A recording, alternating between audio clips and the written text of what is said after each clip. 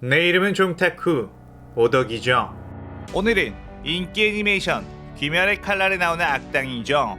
오니, 혈귀라고 불리우는 주요 악역들이 만약 혈귀가 아닌 귀살대원이 되었다면 어떤 인물이 되었을까에 대한 이야기를 해보겠습니다.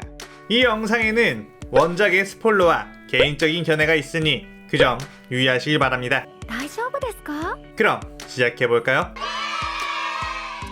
사실 귀멸의 칼날에 나오는 인물들 중에는 아주 안타까운 과거를 가진 인물들이 참 많죠.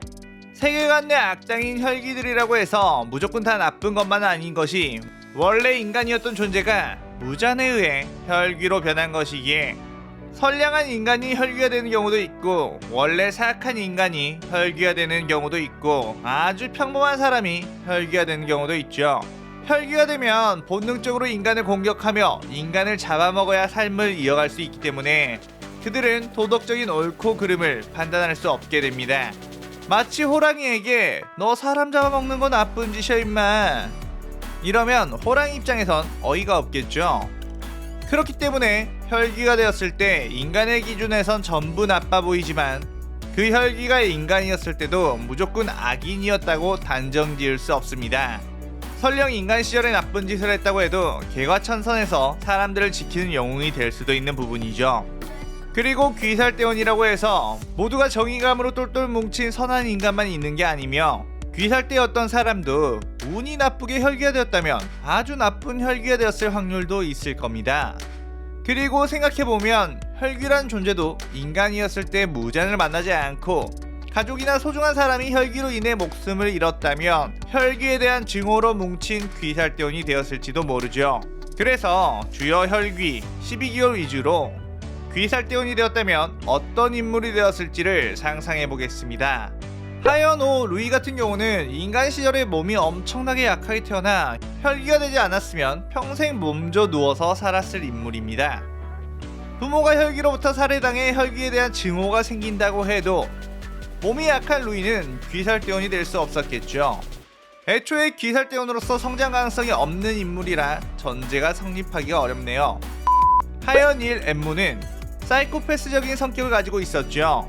인간이었을 때 꿈과 현실을 잘 구분하지 못했으며 최면요법을 악용해서 시한부병에 걸린 사람에게 건강해졌다고 믿게 만든 다음에 나중에 전부 거짓말이었다고 알려주는 미친 인성을 가지고 있었습니다. 이런 성격을 가진 엠무가 어떤 식으로든 귀살대원이 되었다면 나름의 전력은 되었을 것 같네요. 물론 동료들에게는 가까이 가고 싶지 않은 이상한 녀석이라고 평가받겠지만 말이에요. 피지컬 자체가 강한 인물은 아니며 최면술을 혈기술로 사용했으니 어떻게든 그에 관련된 호흡을 만든다면 안개의 호흡에서 파생된 구름의 호흡 정도로 이름을 지으면 될지도 모르겠네요. 혈기들을 최면술로 무력화시킨 다음에 목을 베는 그런 검사가 되었을지도 모릅니다. 하지만 근력 자체가 그렇게 강한 편은 아니기 때문에 높은 급의 혈귀에게는 무용지물일 것 같습니다.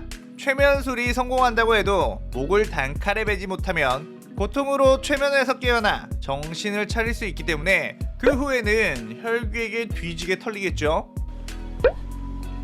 그 다음 상현유 규타로가 귀살대원이 되었으면 어떨까요?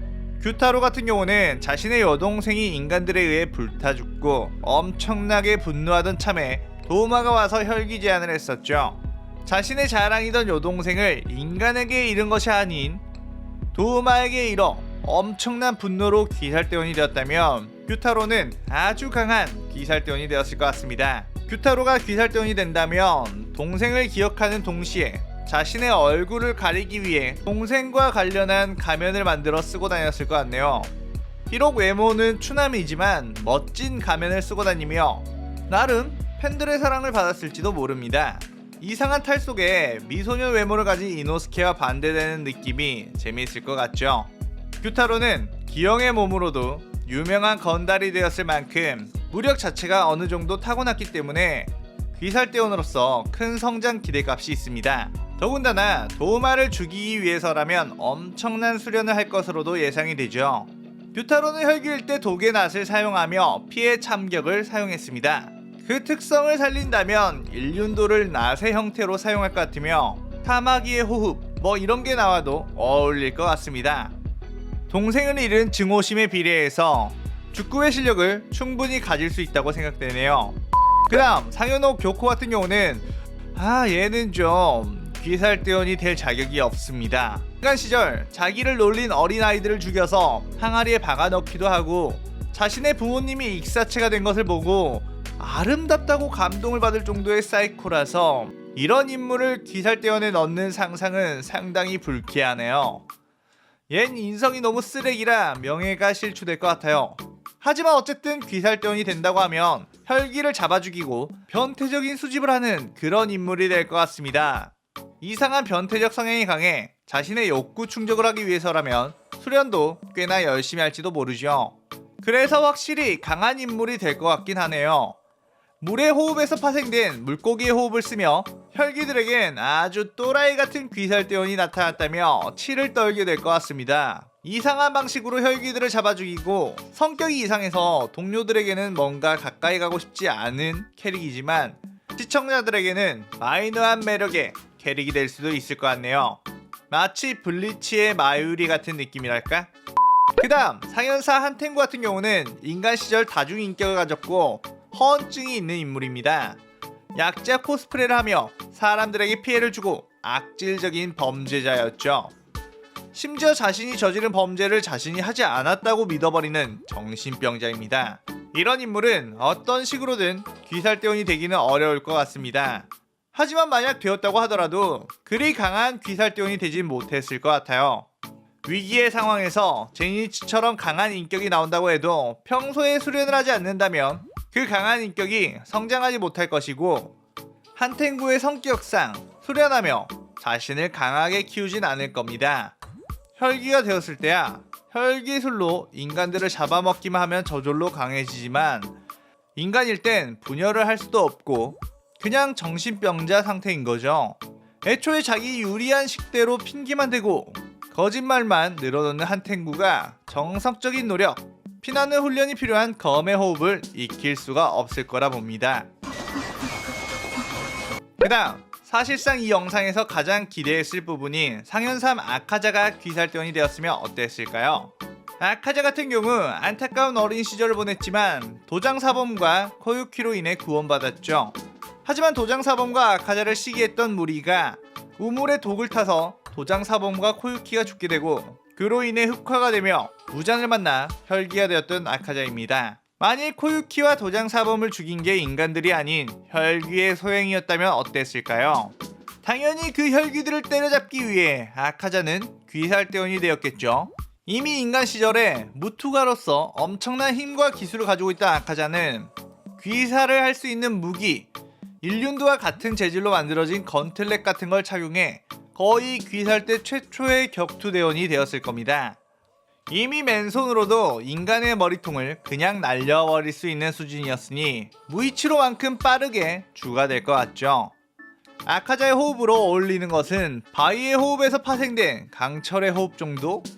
파괴력 최강의 호흡법으로 목을 베지 않고 그냥 머리 자체를 터쳐버릴 것 같습니다. 혈귀들에겐 그저 공포의 대상으로 뚝배기 킬러라고 소문나겠네요. 뚝배기! 더불어 아카자는 엄청난 수련캐의 특성과 집념캐의 특징을 가진 만큼 요리치 이후에 역대 최강의 귀살대원이 되었을 것 같습니다. 혈귀가 되어서도 끊임없는 수련을 하는 인물인데 귀살대원이며 혈귀 말살이라는 목표가 생긴 이상 끊임없이 수련을 할 것입니다. 그리고 사내미 같은 혈귀 증오에 집념을 가질 테고 그러한 집념은 어떠한 고난에도 타협하지 않으며 이겨낼 정신력을 가져다 주기도 하죠. 사실 혈기가 되었을 때의 상황을 보자면 단련도 좋지만 인간을 먹는 것이 강해지는 데 가장 빠른 방법이죠. 그래서 인간을 최소한으로 먹고 수련으로 강해지는 아카자에겐 아주 불리한 조건이었습니다. 하지만 인간으로서 호흡법을 배우고 끊임없이 수련한다면 당연히 그 노력한 만큼의 성과가 나오겠죠. 어느 시대에 있건 상위권 주가 될 것은 확실합니다. 그리고 영입 제한을 굉장히 좋아하는 아카자인 만큼 자신의 후계자 치구코를 엄청나게 많이 만들지도 모르죠. 물론 작중에서 보여준 영입 성공 사례는 사실상 없지만 인간이고 주가 되었을 때 가능성 있는 귀살대원들을 자신의 후계자로 영입할 때는 또 다르지 않을까요? 아, 이렇게라도 아카자의 영입 성공률을 높여주고 싶네요. 그렇게 개인으로서도 귀살대에 엄청난 전력이 되겠지만 다른 사람들에게까지 수련을 독려해서 귀살대 전체의 전투력을 높일 만한 가능성이 있는 인물이죠. 물론 아카자가 인간이었을 때의 시점과 현 시점과는 다르기에 아카자가 주가 된다고 해도 지금의 주들과 만날 수는 없었겠지만 같은 시대에서 쿄주로와 함께 열정적으로 단련하며 좋은 친구가 되었으면 참 흐뭇했겠다라는 상상도 해봅니다. 그 다음 상현이 도우마가 귀살대원이 되었다면 어땠을까요? 도우마 같은 경우는 어릴 적부터 인간성이 결여되었고 부모로 인해 신적인 존재로 떠받들어지며 살아왔습니다. 사실 부모가 혈귀에게 살해당했다고 해도 도우마는 눈 깜짝하지 않고 냄새나니까 빨리 시체를 좀 치워줬으면 좋겠네, 뭐 이런 식으로 생각할 법하죠. 거기에 종교단체의 교주이만큼 굳이 귀살대원이 될 확률은 사실상 없지만 그냥 여흥으로 귀살대원이 되었다고 가정을 해보겠습니다. 도우마는 재능이 있어서 상현 2의 자리까지 올라갔기 때문에 귀살대원이 되어서도 웬만큼 그 재능이 발휘될 것 같습니다. 무기도 역시 일륜도 재질의 칼날로 만들어진 부채가 어울릴 것 같고 도우마가 쓰는 호흡은 당연히 얼음의 호흡이 되겠죠. 부채로 날리는 참격으로 인해 혈귀들의 목을 베기도 하고 세포를 동결시켜 재생을 막을 것 같습니다. 여성 혈귀만 집중적으로 잡아주기는 이상한 집념이 생겨 여성 혈귀만 미친듯이 찾아다니며 죽일 가능성도 있겠죠. 하지만 애초에 혈귀에 대한 증오나 어떠한 숭고한 신념이 있지 않은 이상은 상위권 주의 실력까지는 올라가지 못할 것 같습니다. 그냥 적당히 자신의 재능만으로 만족하며 즐기는 타입이 되지 않을까요? 물론 여자 혈귀들에겐 아주 공포의 대상이 되긴 하겠네요. 뭐 상현 1 코쿠시보는 원래 귀살대원에서 혈귀가 된 인물이죠. 혈귀가 되지 않고 계속 귀살대원이었다면 반전 발현도 했고 가래 호흡을 쓰는 아주 강한 검사였으니 그대로 자신의 수명이 닿을 때까지 혈귀 사냥을 하다가 반점사를 할 것 같습니다. 유언으로는 그때 무잔이 혈귀대라고 했을 때 된다고 할걸. 자, 오늘은 이렇게 혈귀가 귀살대원이 된다면 어떻게 되었을까에 대한 이야기를 해봤습니다. 또 다뤄줬으면 하는 컨텐츠가 있다면 댓글로 남겨주세요. 재밌는 컨텐츠가 나올 수 있는 부분이라면 열심히 만들어 보겠습니다. 자, 오늘의 오돌리기는 이것으로 마칠게요. 즐겁게 보셨다면 좋아요, 구독 누르고 하는 거 잊지 마세요. さようなら。